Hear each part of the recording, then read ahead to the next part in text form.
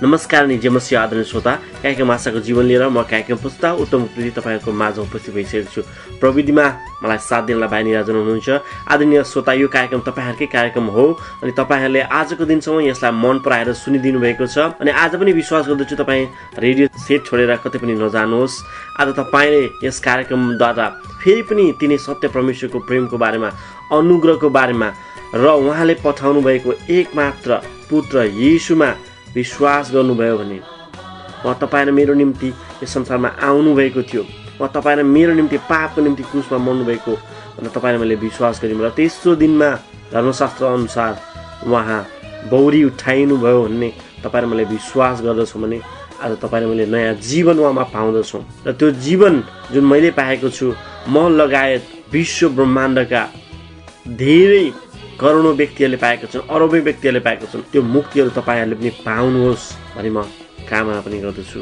अनि श्रोता, यो कार्यक्रम इसिआर एफएम 104.2 मेगाहर्जबाट हरेक हप्ताको मङ्गलबार र बुधबार बेलुकी 7 देखि 7:30 बजेसम्म तपाईँहरूले यसै रेडियो स्टेसनबाट सुन्न सक्नुहुनेछ। साथै यो कार्यक्रम तपाईँहरूले विश्वको जुनसुकै ठाउँबाट पनि प्रत्यक्ष रूपमा सुन्न सक्नुहुन्छ। यसको लागि तपाईँले www.ecrfmnepal.org मा लगइन गर्नुपर्ने हुन्छ। श्रोता, तपाईँहरूलाई अवगतै छ, विगतका केही सातादेखि हामीले नयाँ सत्यताको स्रोत नामक श्रृङ्खला सुरु गरेका थियौँ। अनि यो श्रृङ्खलामा हामीले विशेष गरी बाइबलबाट हेरिरहेका थियौँ। बाइबलको संक्षिप्त परिचयदेखि लिएर यो परमेश्वरको वचन हो भन्नका लागि हाम्रो माझमा के कस्ता साक्षीहरू छन् भन्ने बारेमा हामी केलाउँदै थियौँ। संसारका सबै धर्मशास्त्र पुस्तकहरूभन्दा बाइबल कसरी अद्वितीय छ भनेर पनि यस श्रृङ्खलाले तपाईँहरूको माझमा छलङ्ग पार्दछ। यस श्रृङ्खलालाई 20 हप्ता लगाएर कमल अधिकारीज्यूले प्रस्तुत गरिरहनु भएको छ। उहाँ इमानुएल बाइबल कलेज एन्ड सेमिनरीका प्रिन्सिपल पनि हुनुहुन्छ। उहाँ लेखक साथै अनुवादक पनि हुनुहुन्छ। बाइबललाई तर्क, विज्ञान, गणितका साथै विभिन्न दृष्टिकोणबाट हेर्न रुचाउनुहुने कमल अधिकारी पाठकहरूको विचारको लोकप्रिय पनि हुनुहुन्छ। उहाँ आफ्नी पत्नी र 3 छोरीको साथ ललितको ठोयमा बस्नुहुन्छ। अनि आजको यो एपिसोड यस श्रृङ्खलाको अन्तिम एपिसोड हुनेछ।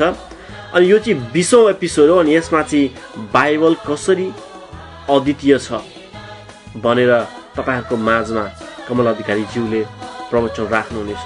म समय उहाँको हातमा दिन्छु र उहाँलाई स्वागत पनि गर्न चाहन्छु यस कार्यक्रममा।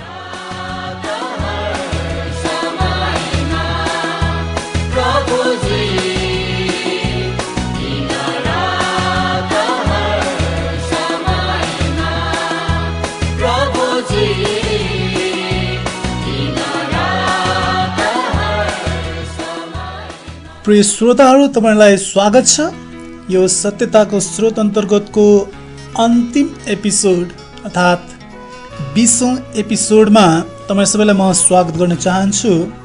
हामीले लामो समयदेखि बाइबलको विषयमा हेर्दै आइरहेका थियौँ। बाइबल एउटा अद्वितीय पुस्तक हो।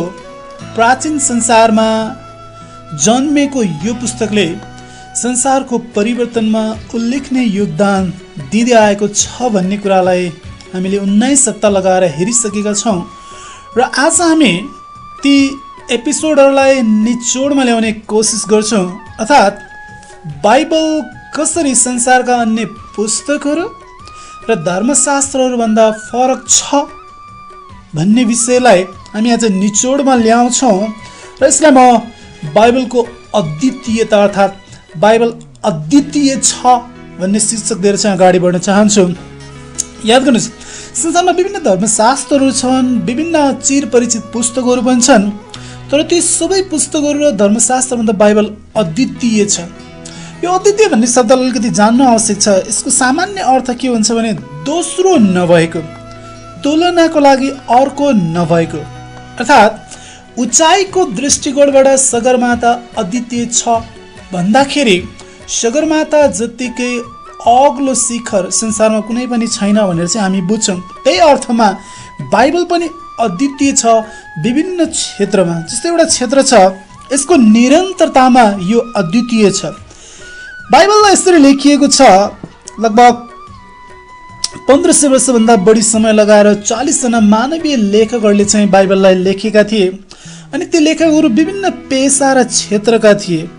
जस्तै बाइबलको एकजना लेखक छ जसको नाम हो मोसा, अनि मिश्र देशको विश्वविद्यालयमा तालिम प्राप्त अगुवा थिए भने पत्रुस मछुवा थिए, आमोस गोठाला थिए, यहोशु सेनापति थिए, नेहेमियाको काम मध्य टक्र्याउने थियो, लुका डाक्टर अर्थात् वैद्य थिए, सोलोमन राजा थिए, पाउल धर्मशास्त्रको खुङखार व्यक्ति जसलाई हामी रब्बी भनेर भन्छौँ उनी रब्बी थिए, दानियल प्रधानमन्त्री थिए।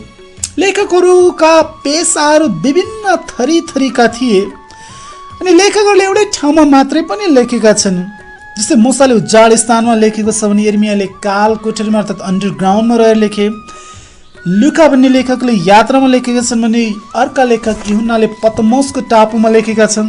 दानियलले राजदरबारमा लेखेका छन् भने पाउलले झ्यालखानामा लेखेका छन्। कसैले बाइबलको अंशलाई हर्षको टाकुराबाट लेखेका छन् भने कसैले उदासीको सागरबाट, कसैले युद्धको समयमा लेखेका छन् भने कसैले शान्तिको समयमा। यति मात्र होइन, बाइबल एउटा यस्तो खालको धर्मशास्त्र हो जसलाई 3वटा महादेशमा लेखिएको छ, एसिया, युरोप र अफ्रिकामा, र हिब्रू, आरामिक र ग्रीक गरी 3वटा भाषामा चाहिँ लेखिएको छ। अनि बाइबल मात्र एउटा यस्तो खालको धर्मशास्त्र हो जहाँ हामी अनगिन्ती विभिन्न खालका साहित्यिक विधाहरू पाउँछौँ। जस्तै यहाँनिर कविता पाइन्छ, ऐतिहासिक विवरण पाइन्छ, गीत पाइन्छ, संस्मरण पाइन्छ, व्यङ्ग्य पाइन्छ, जीवनी पाइन्छ, आत्मचरित्र पाइन्छ, कानुन, भविष्यवाणी, दृष्टान्त रूपक विभिन्न खालका साहित्यिक शैलीहरू चाहिँ हामी बाइबलमा पाउँछौँ। तर एउटा कुरो तपाईँलाई थाहा छ प्रिय मित्र, यति धेरै पृथकता भए तापनि बाइबलको मुख्य विषयवस्तु एउटै छ। त्यो विषयवस्तु हो मानव जातिको लागि परमेश्वरको छुटकारा। बाइबलका लेखकहरूले सयौं विषयमा लेखेको भए तापनि उत्पत्ति, बाइबलको पहिलो पुस्तक उत्पत्तिदेखि यसको आखिरी पुस्तक प्रकाशसम्ममा सामञ्जस्यता चाहिँ पाइन्छ। यसले के देखाउँछ भने यसको उदय अलौकिक हुनुपर्छ भनेर, अर्थात् यसको निरन्तरतामा बाइबल अलौकिक छ भनेर हामी प्रष्ट बुझ्न सक्छौँ। दोस्रो बाइबल अद्वितीय छ यसको प्रचार प्रसारमा। याद गर्नुहोस्, संसारमा सबैभन्दा बेसी प्रचार प्रसार भएको पुस्तकको नाउँ नै बाइबल हो। बिक्री वितरण प्रचार प्रसारमा बाइबल साँच्चै नै अद्वितीय छ। यसको उचाइमा इभन यसको तुलनामा हामी कुनै पनि पुस्तकलाई राख्न सक्दैनौँ। मानव इतिहासको अनुवाद, प्रतिलिपि, छपाई साथै वितरणमा अन्य कुनै पुस्तक बाइबलको तुलनामा आएको छैन। यो अलिकति पुरानो डाटा 1998मा नै संयुक्त बाइबल सोसाइटीले एउटा प्रतिवेदन सार्वजनिक गरेको थियो। एउटै सालमा मात्र 20 करोड 80 लाख बाइबल चाहिँ वितरण गरिएको थियो। अनि अर्को अन्तर्राष्ट्रिय गिनौन संस्था छ जसले वर्षमा 5 करोड 60 लाख बाइबलको पुरै भाग या यसको अंशलाई चाहिँ वितरण गर्दछ। हालसम्म कतिवटा बाइबल बिक्री वितरण भयो होला अर्थात् यसको प्रचार प्रसार भयो होला अनुमान गर्न गाह्रो छ, तर 10 अरब भन्दा बेसी बाइबल वितरण गरिएको छ भनेर चाहिँ अनुमान गरिएको छ। तपाईँ कल्पना गर्नुहोस्, 10 अरब, जबकि यो धरतीमा अहिले लगभग 7 अरब मान्छे मात्रै बाँचेको छ। इतिहासमा यसको प्रचार प्रसार व्यापक थियो। बाइबल जतिको प्रचार प्रसार कुनै पनि पुस्तकको चाहिँ भएको छैन। किन यति धेरै प्रचार प्रसार हुन्छ? तपाईँको आफ्नै कारण होला, तर म तपाईँलाई के विश्वास दिलाउन खोज्छु भने यो अलौकिक पुस्तक भएको कारणले गर्दा सबै मानव जातिले यसलाई मन पराएको। तेस्रो, यसको अनुवादमा पनि बाइबल अद्वितीय छ। याद गर्नुहोस्, धेरैजसो पुस्तक अन्य भाषामा अनुवाद हुँदैनन्। अनुवाद गरिए तापनि 2 वा 3 भाषामा मुस्किलैले छापिन्छन्। अनुवाद भएका पुस्तक ज्यादै थोरै, बढीमा 10 नाग्न सक्छन् होला। तर क्रिस्चियनहरूको लागि एउटा गर्व र साहित्यिक क्षेत्रमा भएको कुनै पनि मान्छेको लागि एउटा गर्वको विषय हो कि बाइबल सबैभन्दा बढी भाषामा चाहिँ अनुवाद गरिएको पुस्तक हो। संयुक्त बाइबल सोसाइटीले एउटा प्रतिवेदन निकालेको थियो। उसको भनाइअनुसार बाइबल वा यसका अंशहरू अहिले 2500 भन्दा बेसी भाषामा चाहिँ अनुवाद भइसकेको छ। हामीलाई थाहा छ संसारमा लगभग हामी 7000वटा भाषा पाउँछौँ। अनुवादको यो सङ्ख्या भनेको लगभग 1/3 भएको भए तापनि संसारका 90% भन्दा बढी मानिसहरूले बाइबल आफ्नै भाषामा चाहिँ पाइसकेका छन्। अनि सबैभन्दा मुख्य पुस्तक, अनुवाद भएको सबैभन्दा मुख्य पुस्तक पनि बाइबल नै थियो, जुन सेप्टुजिन्ट भनेर हामी भन्छौँ। त्यो चाहिँ हिब्रू पुरानो करारको ग्रीक अनुवाद हो। लगभग 250 ख्रीष्ट पूर्वमा चाहिँ यसलाई अनुवाद गरिएको थियो। अनुवादको क्षेत्रमा बाइबल वास्तवमै अद्वितीय छ। बाइबल जतिकै अरू कुनै पनि पुस्तक अनुवाद गरिएको छैन सारा इतिहासमा हामीले हेर्दाखेरि। र हामी के आशा गर्छौँ भने अबको केही दशकमा प्राय संसारका मुख्य भाषाहरूमा बाइबल अनुवाद भइसक्नेछन्। विगतमा केही मान्छेहरूले बाइबल अनुवादलाई थालनी गरेको थियो र यसले निरन्तरता पाइरहेको छ। र मलाई खुसी के लाग्छ भने एउटा नेपाली भएको नाताले नेपाली भाषामा पनि अनुवाद भइसकेको छ। बाइबल साहित्यिक दृष्टिकोणबाट पनि यो निकै महत्त्वपूर्ण छ। यद्यपि यो धार्मिक दृष्टिकोणबाट मात्र नभएर नेपालका अन्य कतिपय भाषिकाहरूमा पनि बाइबल आइसकेको छ। त्यो तपाईँ मेरो लागि गर्वको कुरो। चौथो क्षेत्र जहाँ बाइबल अद्वितीय छ त्यो हो यसको बचावटमा पनि बाइबल अद्वितीय छ। याद गर्नुहोस्, बाइबललाई नष्ट हुने सामग्रीहरूमा लेखिएको थियो। यसलाई धेरै पटक प्रतिलिपि गरियो तरै पनि यसको शैली, सच्चाइ र अस्तित्व मेटिएको छैन। यसको विरुद्धमा कयौँ मान्छेहरू लागेको थियो। कम्युनिस्ट तानाशाहहरू यसको विरुद्धमा लागेको थियो। आधुनिक नास्तिकहरू यसको विरुद्धमा लागिरहेका छन्। अज्ञेयतावादीहरूको घातक आक्रमण यसले चाहिँ सही रहेको छ। यति हुँदा हुँदै पनि यो आज तपाईँ र मेरो हातमा चाहिँ आइपुगेको छ। क्रिस्चियन धर्मलाई निमिट्यान्न पार्नको लागि विभिन्न मान्छेले कलम पनि नचलाएको होइन। केही मान्छेको नाम मैले लिनु पर्यो भने जस्तै भल्टियर भन्ने चर्चित फ्रान्सेली व्यक्ति थियो जसले क्रिस्चियन विरुद्धको रूपमा क्रिस्चियनहरूको विरुद्धमा क्रिस्चियन धर्मशास्त्रको विरुद्धमा बेसी नै लेखे तर उनले केही पनि पाएनन्। अनि मरेर गए। बाइबलको वचन प्रचार प्रसार भइरहेको छ। अनि यसको विश्वसनीयतालाई नष्ट गर्न खोज्ने अर्को एकजना लेखक थियो जसको नाम हो प्रोफाइरी। यसलाई उपहासमा उडाउन खोज्ने अर्को एकजना लेखक थियो लोसियन। बाइबललाई निर्मूलन पार्न खोज्ने डायोक्लेसियन सम्राट। अनि बाइबललाई 15 वर्षभित्रमा चाहिँ मुर्दाघरमा पुर्याइदिन्छु भनेर हाँक दिने रोबर्ट इङ्गर्सोल। यी सबै नै इतिहासमा आएर मरेर गए। तर बाइबल यसका आशिषहरूलाई लिएर संसारको चारैतिर खरे खोलाको रूपमा चाहिँ बगिरहेको छ। प्रिय श्रोताहरू, बाइबल जीवित वचन हो। यसको संरचनामा यो निर्जीव भए तापनि यसले सजीव वस्तुले जस्तै काम गरिरहेको छ। त्यसैले बाइबललाई कसैले नष्ट गर्न सकेन, यसलाई कसैले नष्ट गर्न सक्दैन। पाँचौं क्षेत्र जहाँ बाइबल अद्वितीय छ यसको शिक्षामा बाइबल वास्तवमै अद्वितीय छ। बाइबलले भविष्यवाणी, इतिहास र निश्चलताको विषयमा चाहिँ निश्चलताको सम्बन्धमा हामी यसलाई अतुलनीय ग्रन्थ भनेर भन्छौँ। मानव जातिको 5000 वर्षको इतिहासमा भविष्यवाणीको सम्बन्धमा बाइबल सबैभन्दा उद्वेगको साहित्यिक ग्रन्थ हो। यो मात्र एउटा यस्तो खालको धर्मशास्त्र हो जहाँ अक्षरश सयौं भविष्यवाणी पूरा भएका छन्। अन्य कुनै पनि प्राचीन साथै आधुनिक पुस्तक यस्तो छैन। यीशु ख्रीष्टको पहिलो आगमनको विषयमा भएका सबै भविष्यवाणीहरू अक्षरश पूरा भएका हामी चाहिँ देख्दछौँ।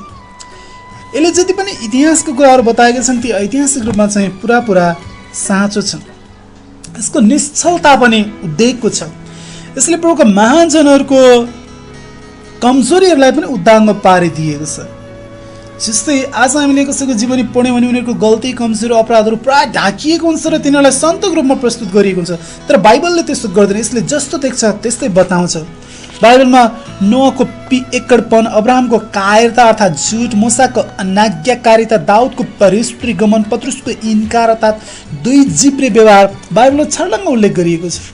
यसको शिक्षा अद्वितीय छ। 6औं कुरो जहाँ बाइबल अद्वितीय छ त्यो साहित्यमाथि यसले जुन प्रभाव पारेको छ त्यसको प्रभावमा पनि बाइबल अद्वितीय छ। पवित्र प्रेरणा पाएको पुस्तक भएकोले मात्रै होइन तर पश्चिमी जगतमा विचारमा व्यापक प्रभाव पारेकोले साहित्यिक इतिहासमा बाइबल एउटा महत्त्वपूर्ण दस्तावेज हो। धेरै लामो समयसम्म ओल्ड भ्यू अर्थात् विश्वमतको रूपमा रहेको ख्रिस्टीय मत र यसको महान केन्द्रीय पाठ्य पुस्तकले पाश्चात्य संस्कृतिको संरचनामा मुख्य भूमिका चाहिँ खेल्यो।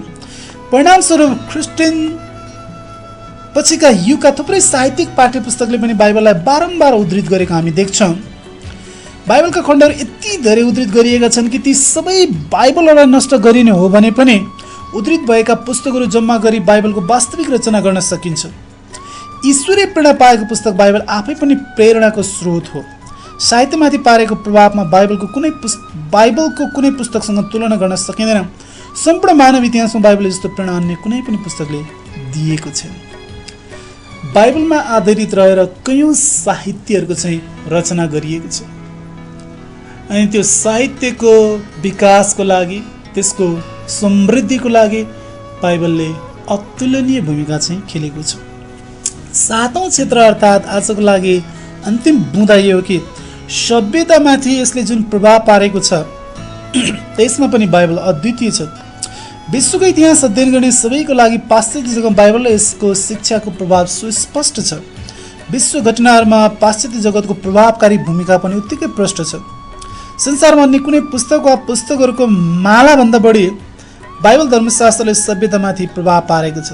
वास्तवमा संसारको कुनै पनि महान नैतिक र धार्मिक कृतिले क्रिस्चियन सिद्धान्तमा नैतिकताको गहिरालाई उछिन्न सक्दैन। परमेश्वरबारे बाइबलको मतभन्दा कुनैको पनि श्रेष्ठता धारणा छैन। बाइबलले नै परमेश्वर, ब्रह्माण्ड र मानव जातिको विषयमा सबै पाश्चात्य भाषाहरूमा यसको शिक्षालाई ल्याए। पाश्चात्य जगतमा बाइबल बुद्धिजीवी, नैतिक र आत्मिक मानिसहरूको ज्यादै भरपर्दो, उपलब्ध र निर्णायक स्रोत चाहिँ बनेको छ। प्रिय श्रोता, आज हामीले के छलफल गरिरहेका छौँ भने बाइबल एउटा अद्वितीय पुस्तक हो। विभिन्न क्षेत्रहरूमा यसको निरन्तरतामा बाइबल अद्वितीय छ भनेर हामीले हेऱ्यौँ। यसको प्रचार प्रसारमा बाइबल अद्वितीय छ भनेर हामीले हेऱ्यौँ। यसको अनुवादमा बाइबल अद्वितीय छ भनेर हामीले हेऱ्यौँ। यसको बचावमा बाइबल अद्वितीय छ भनेर हामीले हेऱ्यौँ। यसको शिक्षामा बाइबल अद्वितीय छ भनेर हामीले हेऱ्यौँ। साहित्यमाथि यसको प्रभावमा अद्वितीय छ भनेर हामीले हेऱ्यौँ। सभ्यतामाथि यसको प्रभावमा बाइबल अद्वितीय छ भनेर हामीले हेऱ्यौँ। बाइबल एउटा अद्वितीय पुस्तक हो। हामी जुन भूमिमा बसिरहेका छौँ, हाम्रो भूमिमा बाइबलले धेरै पछि मात्र प्रवेश पायो, तरै पनि छोटो समयमा यसले जुन खालको प्रभाव छाडेको छ त्यसबाट पनि हामी प्रष्ट हुन सक्छौँ कि बाइबल एउटा अद्वितीय पुस्तक हो। आज यसले समाज बदलिदिएको छ। आज यसले व्यक्ति र परिवारलाई बदलिदिएको छ। आज यसले मानव जातिलाई सही दिशा देखाइरहेको छ। अनि यो अर्थमा तपाईँ र मैले गर्व गर्नुपर्छ बाइबलको अस्तित्वको लागि। तपाईँ र मैले गर्व गर्नुपर्छ बाइबलको शिक्षाको लागि। तपाईँ र मैले गर्व गर्नुपर्छ बाइबलको ज्ञानको लागि। यदि तपाईँले आजको दिनसम्म बाइबललाई पढ्ने मौका पाउनु भएको छैन भने यति धेरै विशेषता बोकेको यो बाइबललाई कमसे कम एकचोटि खोलेर हेर्ने कोसिस गर्नुहोस्। र म तपाईँलाई विश्वास दिलाउन चाहन्छु, तपाईँले बाइबल अध्ययनमा, बाइबलको पढाइमा जुन समय लगानी गर्नुहुन्छ त्यो खेर जाँदैन। कुनै न कुनै रूपमा तपाईँको जीवन बाइबलले काया पलट ल्याउनेछ, परिवर्तन गरिदिनेछ र त्यो तपाईँको जीवनभरिको लागि सबैभन्दा ठुलो सफलता पनि बन्न सक्छ।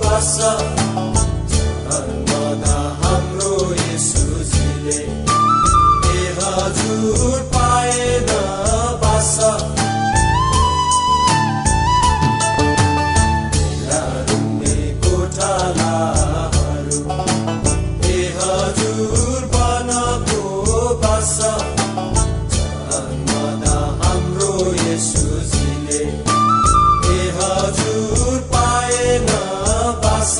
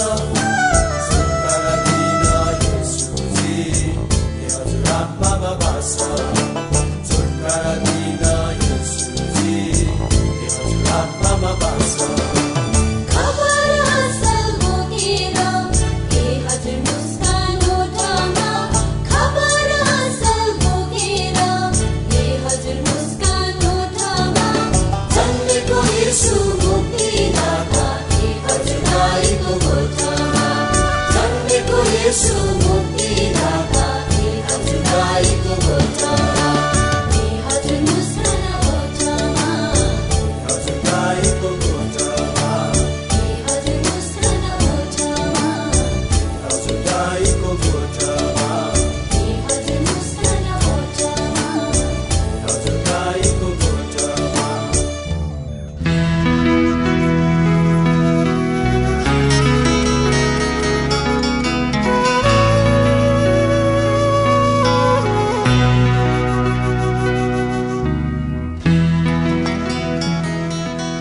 व्यस्त समयका बावजुद पनि आफ्नो अमूल्य समय उपलब्ध गराइदिनु भएर हाम्रा श्रोताहरूलाई आशिषित बनाइदिनु भएकोमा तपाईँलाई धेरै धेरै धन्यवाद भन्न चाहन्छु। परमेश्वरले तपाईँलाई आशिष दिनुभएको होस्।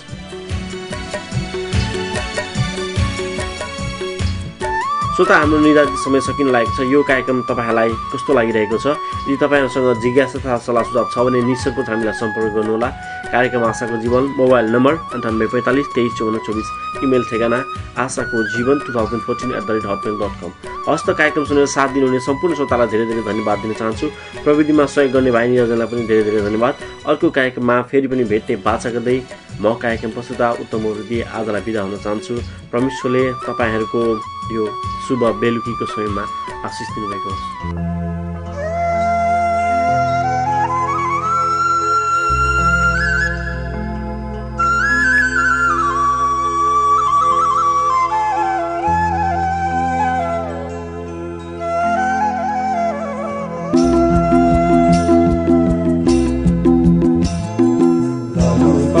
फुलेर आयो बडा दिनले खुसी ल्यायो बडा दिनको शुभकामना फुलेर आयो बडा दिनले खुसी ल्यायो बडा दिनको शुभकामना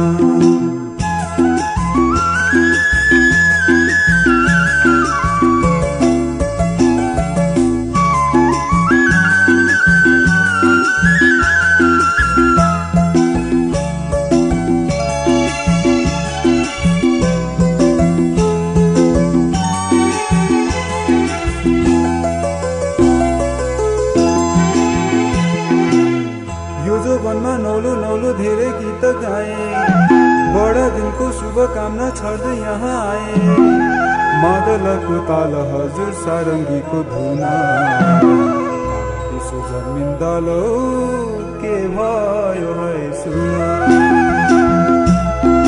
ताल यसो जन्मिएको ठैमा गीत गुन्ज्यो सबैको ओठैमा गाईको गोठैमा जन्मिएको ठैमा गीत गुन्ज्यो सबैको ओठैमा गाईको गोठैमा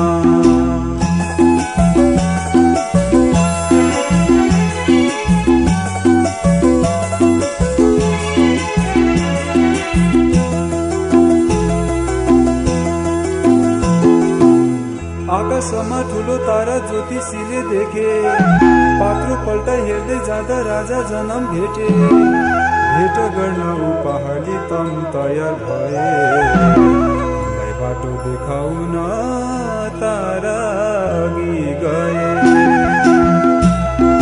जाने हो कि तिमी र हामी भेट गर्न अल्छिन मानी नभई बेमानी तिमी र हामी भेट गर्न अल्छिन मानी नभई बेमानी